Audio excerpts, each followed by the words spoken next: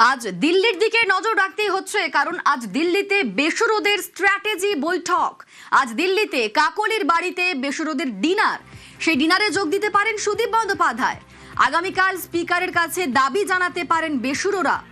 সংসদে আলাদা ব্লক চেয়ে আবেদন তৃণমূলের 20 সাংসদের।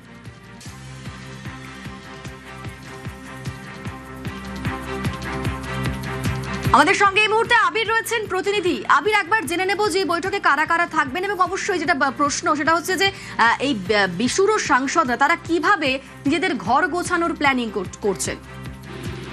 দেখো, প্রথমত হচ্ছে যে বিদ্রোহী যে সমস্ত সাংসদরা রয়েছেন তারা সোমবার দিনকে লোকসভা স্পিকারের মুখোমুখি হতে পারেন, এমন একটা সূত্র মারফত জানা যাচ্ছে। লোকসভা স্পিকারের মুখোমুখি হওয়ার আগে তারা নিজেদের মধ্যে একটা বৈঠক করতে চান।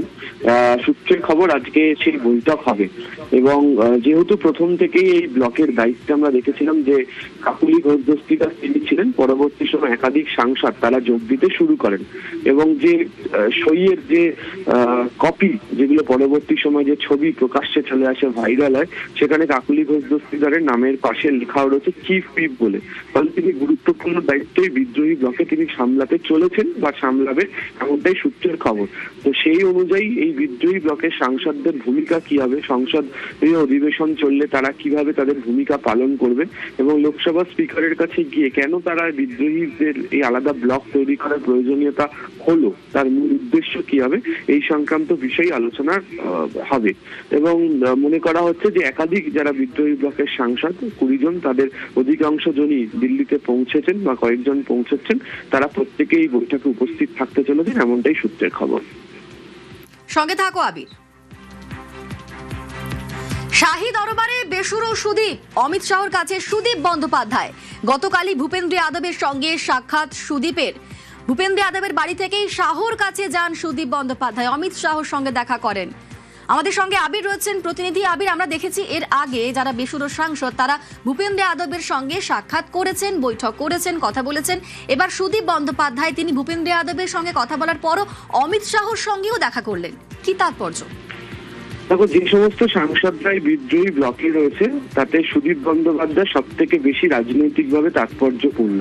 তিনি দুই ধরনের, অর্থাৎ বিধানসভা এবং লোকসভা দুই ধরনের ক্ষেত্রেই সংসদীয় এবং পরিষদীয় রাজনীতি সম্পর্কে যথেষ্ট অভিজ্ঞ, এবং যেহেতু জাতীয় রাজনীতির প্রেক্ষাপটে সুদীপ বন্দ্যোপাধ্যায় অন্যতম একটি গুরুত্বপূর্ণ নাম, এবং দীর্ঘদিন ধরে জাতীয় রাজনীতিতে বিভিন্ন রাজনৈতিক দলের কেন্দ্রবিন্দুতে থাকা যে সমস্ত নেতারা রয়েছেন তাদের সঙ্গে পারস্পরিক সৌজন্যতা বা যাকে বলা হয় রাজনৈতিক গুরুত্ব পালন করার যে কাজ, সেটিও সুদীপ বন্দ্যোপাধ্যায় বরাবর তিনি করে এসেছেন। এবং তৃণমূল কংগ্রেসের গুরুত্বপূর্ণ দায়িত্ব তিনি লোকসভার মধ্যে একাধিক সময় তিনি সামলেছেন। তো এহেন ব্যক্তির বিদ্রোহী ব্লকে যাওয়াটা রাজনৈতিক দিক থেকে অবশ্যই গুরুত্বপূর্ণ, এবং প্রত্যেকের ক্ষেত্রে নজর কাড়ার মতো একটি ঘটনা।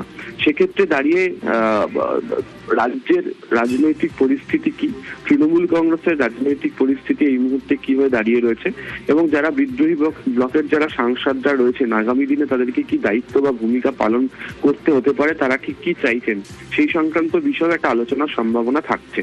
এটা ঠিক যে ভূপেন্দ্র যাদবের সঙ্গে আগেও সাংসদরা বৈঠক করেছেন, সুদীপ বন্দ্যোপাধ্যায় করেছেন। জাতীয় রাজনীতিতে বলা হয় যে তিনি অমিত শাহের ঘনিষ্ঠ নেতা, এবং পশ্চিমবঙ্গের রাজনীতিতে তাকে যথেষ্ট দায়িত্ব দেওয়া হয়েছিল নির্বাচনের সময়।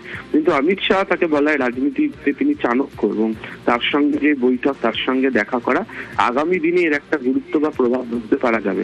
তবে এই বৈঠক এক হচ্ছে বিদ্রোহী ব্লকে কেন তিনি এলেন, আর দ্বিতীয়ত তিনি যেহেতু দীর্ঘদিনের সাংসদ, বহুদিন ধরে তিনি বিভিন্ন স্তরের রাজনীতিকে দেখেছেন, সেদিক থেকেও অমিত শাহের সঙ্গে এই বৈঠক সুদীপ বন্দ্যোপাধ্যায় একটা অন্যতম কারণ বলে মনে করছে রাজনৈতিক মহল। ধন্যবাদ আবির।